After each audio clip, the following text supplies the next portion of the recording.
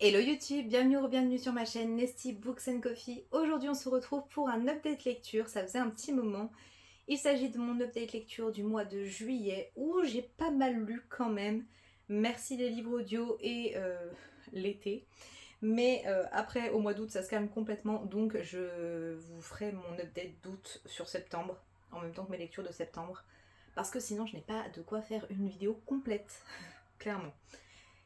Vous allez voir, c'est un mois qui a été quand même marqué par la romance. Parce que l'été et la romance, ça va tout seul et j'avais besoin de choses simples à lire, entre guillemets, avec un rythme... Ouais, une narration pas trop élaborée, mais des plumes quand même très satisfaisantes. C'est parti! On va commencer par les livres de fantasy parce qu'il n'y en a que deux.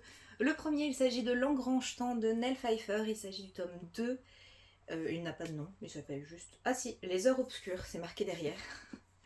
Je savais pas. Voilà, c'est l'édition qui est absolument magnifique. Vraiment, ils ont fait un travail Hachette là-dessus qui est splendide. Ici, on va rencontrer Sophie, qui est une jeune horlogère. Et dans cet univers, les horloges ont des pouvoirs spéciaux. On peut leur insuffler la conscience et d'autres pouvoirs. Et elle va se retrouver dans un complot et propulsée dans le passé. Et elle va devoir se débrouiller avec dans le passé, voilà. C'est une histoire que je trouve vraiment très intéressante. Le tome 1 avait été une très belle surprise. Sophie, elle va rencontrer les jumeaux royaux et on a tous une relation qui se tisse entre eux. Je trouvais que le tome 1 était une très grosse introduction à l'univers qui avait un potentiel de dingue avec notamment la présence de sorcellerie qui était vraiment très intéressante. Et je m'attendais à ce que ce tome 2 explore un peu plus ça. Et en fait, ce tome 2 est une sorte d'enquête policière. Et non pas une découverte de l'univers. On se retrouve dans une autre ville, donc on voyage un peu, mais on se concentre quand même principalement sur les liens entre les personnages et cette enquête. Et finalement, on en apprend assez peu sur l'univers, je trouve. Donc j'ai été un petit peu déçue. Ça se lit très bien, très vite, c'est très rythmé. Là-dessus, il n'y a pas de souci. La plume est assez simple, mais plutôt efficace. C'est une jeune autrice, c'est son deuxième roman. Donc ça se comprend aussi, c'est vraiment très bien fait. J'admire. Mais l'intrigue ne m'a pas spécialement convaincue. Moi, les enquêtes, c'est pas mon truc, en fait, de base. Donc, c'est vrai que sur celui-là, j'ai été un peu désappointée. Je ne sais pas si je vais garder la saga ou pas. Ça reste une très bonne fantasy jeunesse. Mais oui, je pense que j'avais un peu trop d'attentes. En fait, il faudrait 200 pages de plus et développer tout ça. Ça serait super génial. Le deuxième livre de fantasy, et là on va pas lui reprocher de ne pas être assez développé, il s'agit de l'intégrale du Trône de Fer de George R.R. Martin. C'est publié ici chez Pygmalion dans une version illustrée absolument magnifique. J'ai alterné entre le format audio et le format papier parce que c'est un livre qui est très long. Ça reprend 3 tomes, si je dis pas de bêtises. Oui, je suis quand même un bon gros bébé. Et ici on continue cette aventure dans ce monde de fantasy immense. Le principe du trône de fer, c'est un jeu de pouvoir pour savoir qui va monter sur le trône. On a énormément de complots, d'intrigues politiques, de combats, de mensonges et d'alliances. Et c'est vraiment hyper passionnant. Je ne saurais pas comment vous le résumer autrement. C'est des jeux de pouvoir, des personnages hyper intéressants, hyper complexes, très nuancés. Et mon personnage préféré, j'avais très peur parce que moi je suis une grande fan de la série télé à l'origine. Mes personnages préférés étaient Daenerys et Tyrion Lannister. Donc j'avais un petit peu peur et en fait ça reste mes personnages préférés même dans le livre. Surtout Tyrion, je trouve que c'est vraiment un personnage super chouette. Et on a davantage de détails, davantage de différences avec la série évidemment. Mais ça reste vraiment palpitant et c'est un gros bébé qui n'est pas si difficile que ça à lire. Je sais qu'il y a eu beaucoup de rumeurs autour de la plume de l'auteur, mais je pense que c'est les traductions qui ont porté préjudice au livre parce que c'est pas si difficile à lire et c'est vraiment très chouette. Il faut quand même être un peu concentré parce que se manger plus de 1000 pages de fantasy avec des centaines de noms de personnages, il faut le vouloir. Mais quand on a vu la série, je trouve que c'est plus accessible aussi. En tout cas, je le recommande à tous les fans de fantasy, ça, il n'y a aucun doute. Il y a évidemment des trigger warnings parce que c'est une fantasy adulte médiévale, mais ouais, c'est quand même une très très belle œuvre. On quitte l'univers de la fantasy et je vous propose un livre dont je vous ai parlé récemment, il me semble. Il s'agit de Comme une famille de Rachel Cohen-Biltz, donc la saga des D'Angelo, c'est publié chez Nathan. Et ici, on va suivre toute une famille à travers différents événements historiques. Donc on a par exemple Tchernobyl, la guerre contre l'Irak, des choses comme ça, des événements importants qui vont rythmer la vie de cette famille. J'ai trouvé que c'était un livre qui avait un très très bon concept. C'est assez original, je m'y attendais pas spécialement. Mais par contre, je trouve juste que c'est peu développé. Il est très court, c'est écrit très gros avec de belles marges. Donc on a peu de développement et on a quand même peu d'impact des événements sur les personnages, je trouve.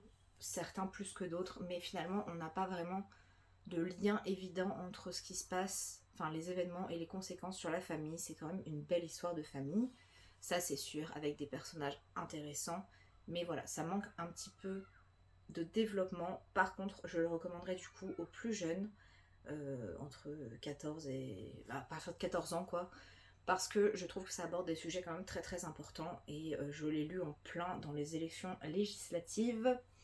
Et on a ici un événement marquant en France, c'est la montée de l'extrême droite en 2002, qui est retracée. Et je vous avoue que le lire en plein dans les législatives, c'était un peu compliqué pour moi, mais je trouve que c'est un livre qui est quand même assez important, donc oui. Je le recommande aux plus jeunes. Après, je pense que passé un certain âge, c'est un peu trop en surface pour être vraiment passionnant. Je vous montre l'intégrale, mais je n'ai lu que le tome 2, du moins je l'ai écouté. Et je vous parle de 4 filles et un djinn, donc le deuxième été de Anne Bracharès. C'est publié ici chez Gallimard, c'est les intégrales, donc il y a les 3 premiers tomes dans celle-ci et les 2 suivants dans l'autre intégrale que j'ai aussi. Je me les suis procurées très récemment, vous les reverrez en book haul. Dans 4 filles et un djinn, on va suivre 4 jeunes femmes, 4 adolescentes qui sont nées dans la même maternité, leurs mamans sont amies et elles vont grandir en étant très très très très très proches. Et un jour, elles vont faire le jour de leur premier été séparés, elles vont découvrir un djinn qui leur va à toutes alors qu'elles sont toutes différentes, c'est un peu le djinn magique. Et elles vont décider de se l'envoyer aux 4 coins du monde parce qu'elles voyagent toutes les 4 et de se raconter un petit peu tout ce qui se passe durant leur été.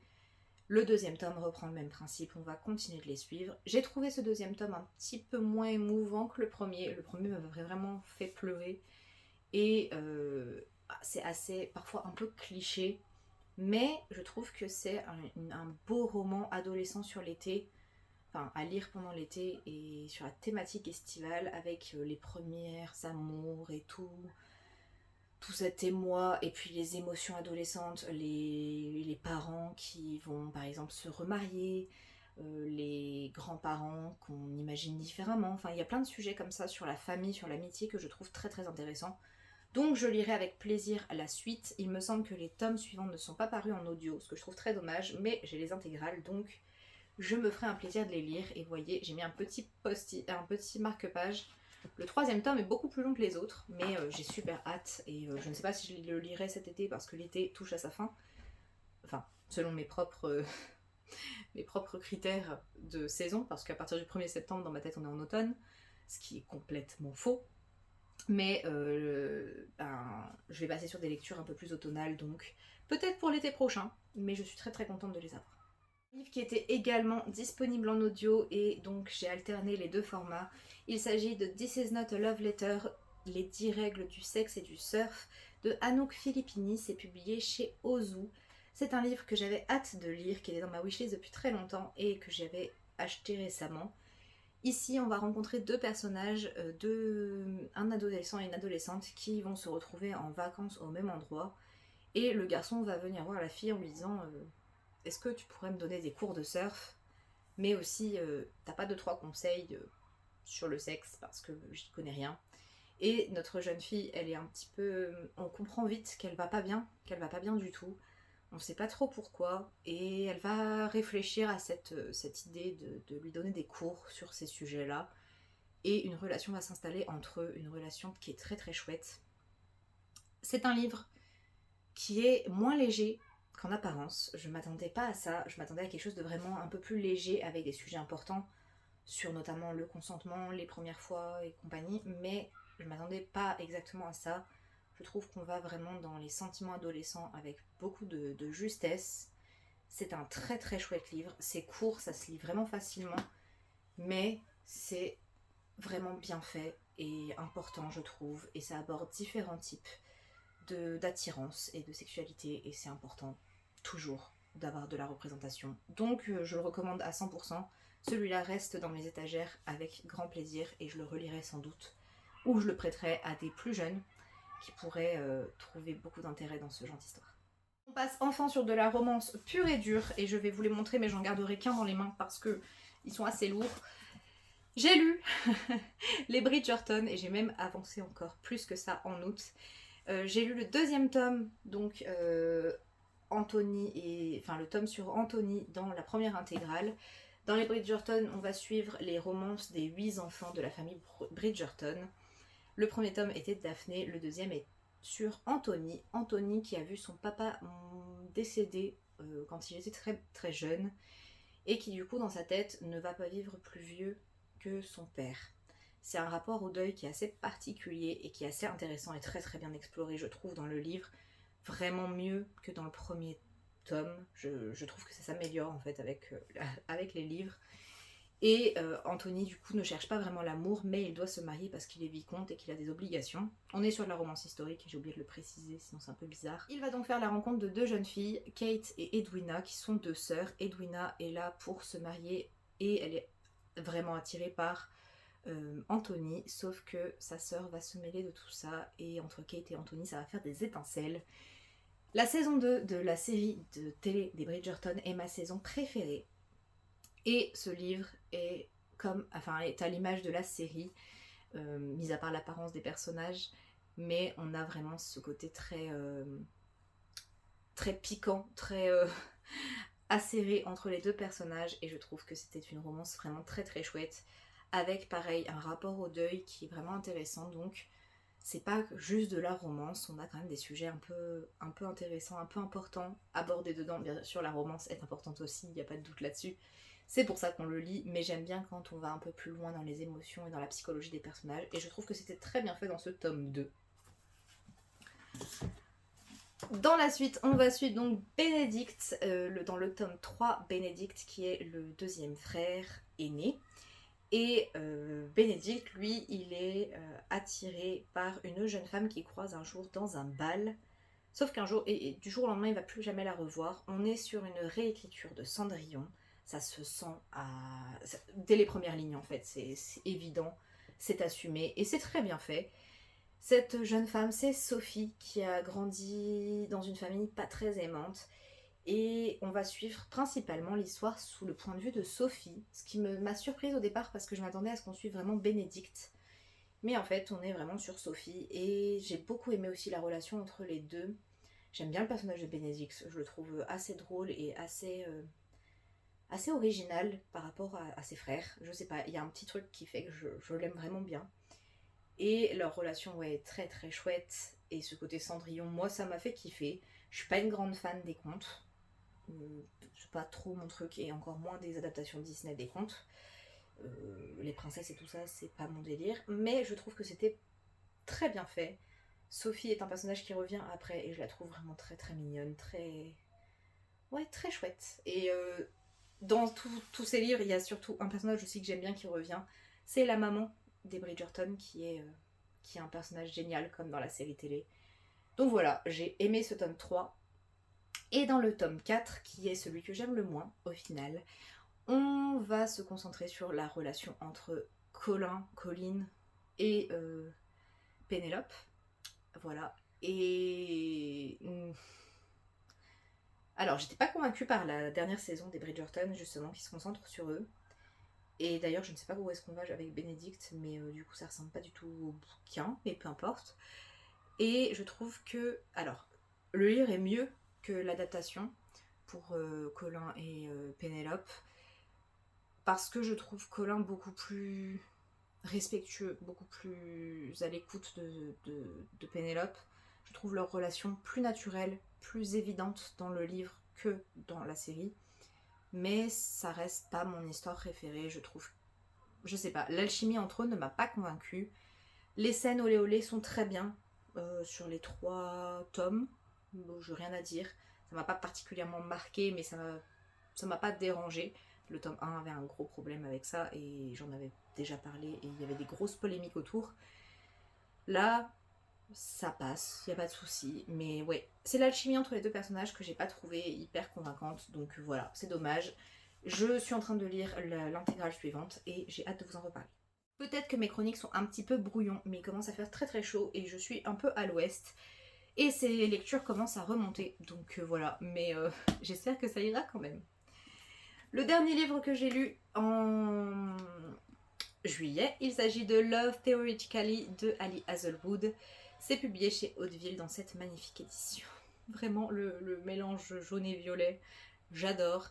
Dans celui-ci, on va rencontrer Elsie qui est soi-disant en couple avec George. Du moins, c'est ce qu'elle fait croire à tout le monde parce que elle est en fait payée pour être la fausse petite amie de plusieurs personnes, dont George.